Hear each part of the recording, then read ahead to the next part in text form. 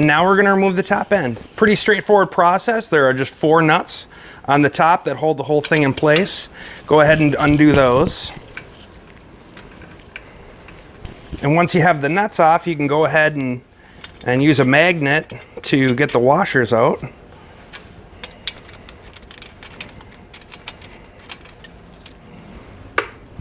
And once you have the washers out, you can actually just pull the head off.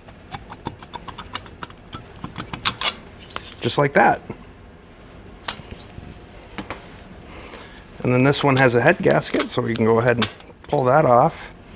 And then from there, we actually have to slide the barrel. If the barrel is not coming easily, one thing to check is the exhaust studs. Sometimes they're threaded in after the cylinder is put on, and they pinch the head bolts.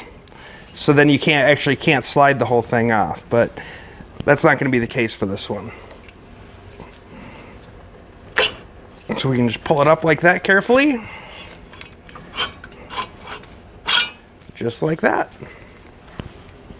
Set that aside.